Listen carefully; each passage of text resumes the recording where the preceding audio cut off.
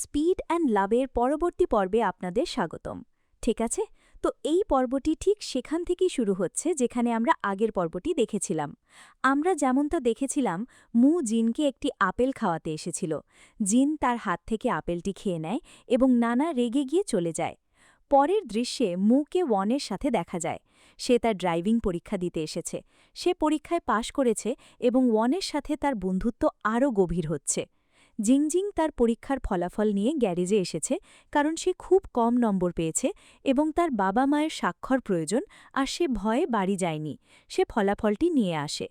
সে তাকে বকাঝকা করতে শুরু করে, জিজ্ঞাসা করে কেন সে তার পড়াশোনায় আরও মনোযোগ দেয় না, না হলে যদি এমন চলতে থাকে সে কিছুই করতে পারবে না।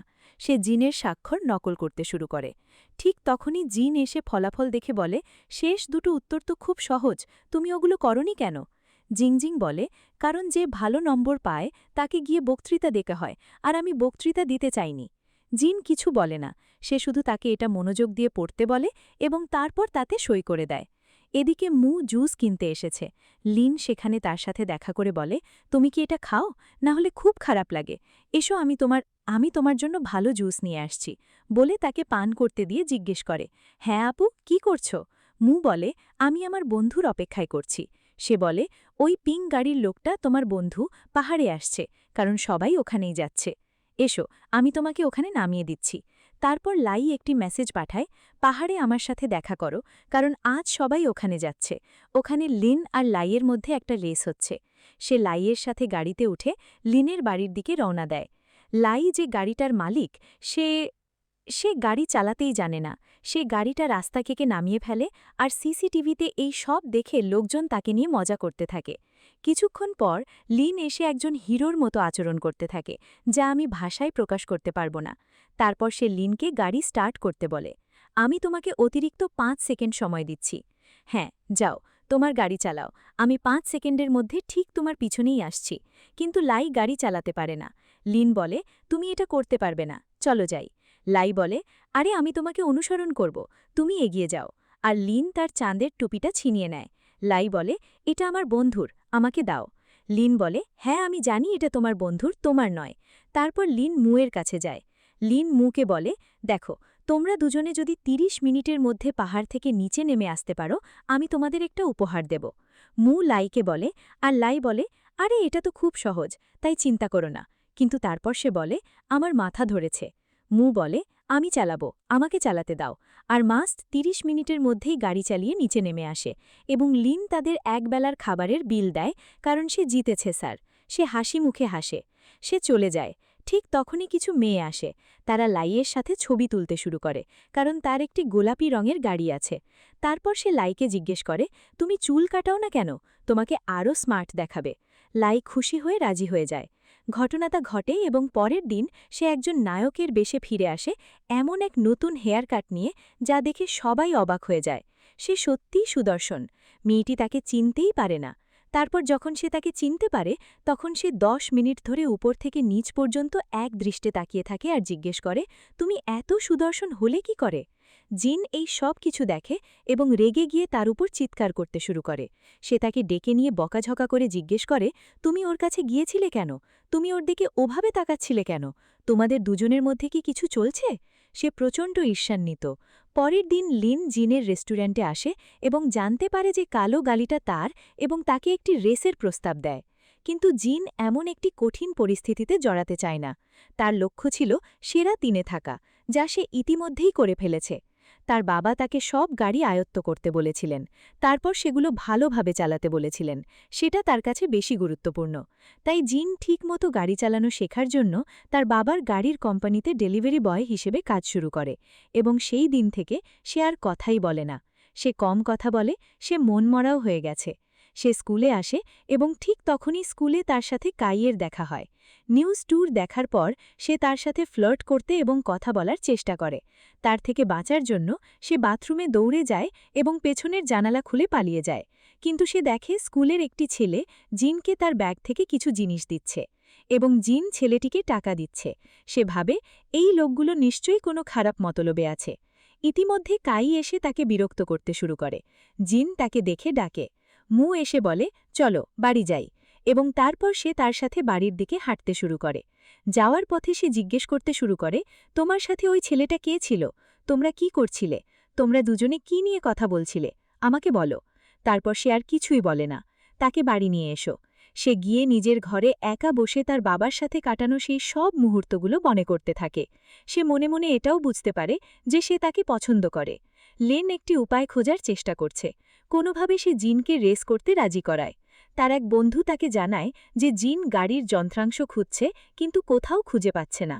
এই কথা শুনে লি খুশি হয়। এদিকে জিন গাড়ি চালানো শিখছে, অর্থাৎ ড্রিফট করা, কিন্তু সে পারছে না। ওয়ান বলে, তোমার একজন ভালো প্রশিক্ষকের প্রয়োজন, তোমার সাহায্যের প্রয়োজন হবে, আর আমার কাজিন লিনের চেয়ে ভালো আর কেউ নেই। লিনও সেখানে ছিল এবং বলে, তোমার ওকে শেখানো উচিত। সে রাজি হয়ে যায়, কারণ সে জানতে চায় যে জিনের কাছে পৌঁছানোর বেস্ট উপায় মুই। তাহলে আর লাভ কি? সে তাকে শেখানো শুরু করে এবং তারা পুরো দিনটা একসাথে কাটায়। পরের দিন জিন অভিভাবক শিক্ষক সভায় উপস্থিত ছিল, কারণ মু তাকে আমন্ত্রণ জানিয়েছিল। মু খুব খুশি হয়ে বলে, আমার অভিভাবক হওয়ার জন্য তুমি খুব ছোট নাও। মজা করে তারা দুজনেই বাড়ির দিকে হাঁটতে শুরু করে। সন্ধ্যায় মুষলধারে বৃষ্টি হচ্ছিল। তারা দুজনেই ভিজে চুপচুপে বাড়ি ফেরে। জিন জিজ্ঞেস করে, তোমার মনে আছে ছোটবেলায় আমি কিভাবে তোমার যত্ন নিতাম? তার কিছুই মনে নেই, কারণ সে এত ছোট যে অনেক কিছুই ভুলে যায়। কিন্তু যখন তার বাবা মায়ের ডিভোর্স হয়ে গেল, সব কিছু বদলে গেল। ঝগড়ার সময় তার বাবা এমনকি তার মায়ের প্রিয় ফুলের টবটাও ভেঙে ফেলেছিল এবং দুঃখিতও বলেননি। এটা শুনে মু জিজ্ঞেস করে, জিন তুমি কবে বিয়ে করবে? কাকে বিয়ে করবে? আমাকে বলো। এবার জিন হতবাক হয়ে যায়। সে এমন কিছু নিয়ে কখনো ভাবেনি এবং নিজের মুখের কথার জন্য তার কোনো অনুভূতি হচ্ছে কিনা সে ভাবতে ভাবতে চলে গেল। পরের দিন জিন লিনকে দেখা করার জন্য ইনভাইট করে টেক্সট করে। লিন তাকে নিজের এবং মুয়ের একটি ছবি পাঠিয়েছিল, তাই জিন প্রচণ্ড রেগে গিয়ে তার কাছে আসে। জিন রেগে গিয়ে জিজ্ঞেস করে, তুমি মুয়ের মুখ দিয়ে কি করছিলে? ওর থেকে দূরে থাকো, ও খুব ছোট। সে বলে, আরে আমি ওর প্রতি আগ্রহী নই, বরং তোমার প্রতি।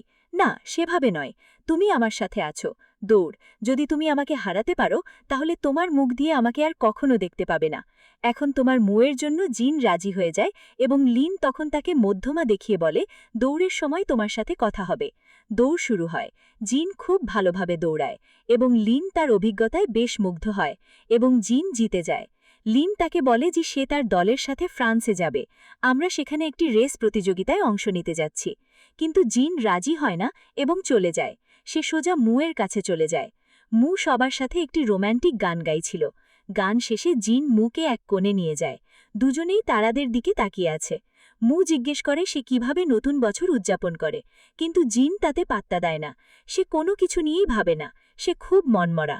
সে একেবারেই উদযাপন করে না। তাই এবার সে তার সাথে উদযাপন করার প্রতিশ্রুতি দেয়। পরের দিন মু স্কুলের ওই ছেলেটির সাথে দেখা করে যে জিনকে ব্যাগটি দিয়েছিল। সে তাকে জিজ্ঞেস করে যে সেদিন সে তাকে কি দিয়েছিল, কিন্তু ছেলেটি তাকে বলে না। যখন সে জিজ্ঞেস করে, ছেলেটি বলে যে ব্যাগটিতে ছাঁচের নকশা ছিল। আমার ভাই একজন ডিজাইনার এবং সে আমাকে এই সব কিছু দিয়েছে। কেবল তখনই সে শান্তি খুঁজে পায়। আর তার সহপাঠী কাই তার পিছু লেগে আছে। আজ সে তাকে আমাদের স্কুলের একজন রেসারের কথা বলছে যে খুব ভালো রেস করত এবং একদিন সে রেস জিতে কোথাও উধাও হয়ে যায়। আর সেই দিনের পর থেকে সে স্কুলে আসা বন্ধ করে দিল। সে বিশ্ববিদ্যালয়ে ভর্তি পরীক্ষাও দেয়নি। সে মনে মনে খুশি, কারণ সে জানে যে ছেলেটা জিনের কথা বলছে।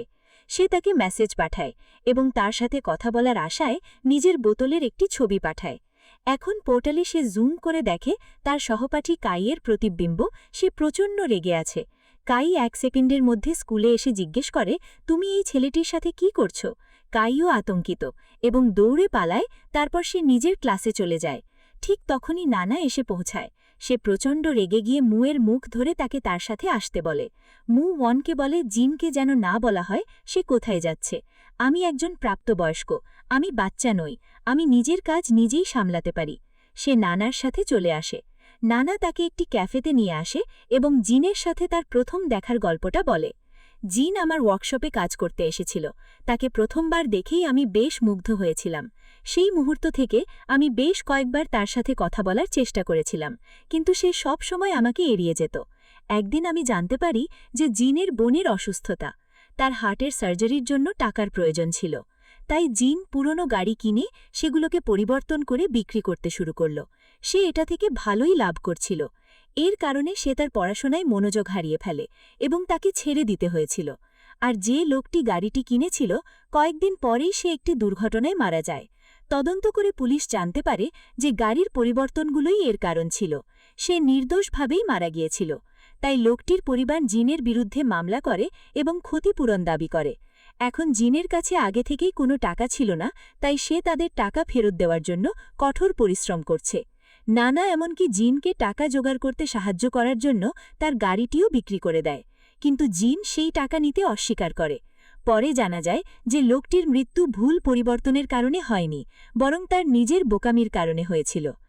সে নিজেই গাড়িটি বিধ্বস্ত করেছিল। এইসব শুনেই সে অনেক মদ পান করে এবং জিনের সহ্য করা সমস্ত কিছুর কথা ভেবে কাঁদতে থাকে। তারপর রাগান্বিত জিন এসে তাকে কাঁদতে দেখে নিয়ে যায়। তাকে বাড়িতে ঘুম পাড়িয়ে দিয়ে সে লাইয়ের কাছে ফিরে আসে। ভাবতে থাকে নানা তাকে কি বলেছিল যে সে এত মদ খেয়ে কাঁদতে শুরু করেছে। লাই বলে, আমার মনে হয় নানা তোমার সম্পর্কে তাকে সত্যিটা বলেছে।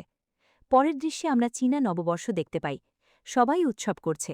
মুহের ঠান্ডা লাগছে, তাই জিন তার হাতে হাত রাখে। ঠিক তখনই সে সেই রান্নাঘরটি খুঁজে পায় যা মু এতদিন ধরে খুঁজছিল। তাতে লেখা আছে, আমি দিনরাত তোমাকে মিস করি। এবং এটা স্পষ্ট হয়ে যায় যে মু কার কথা বলছে।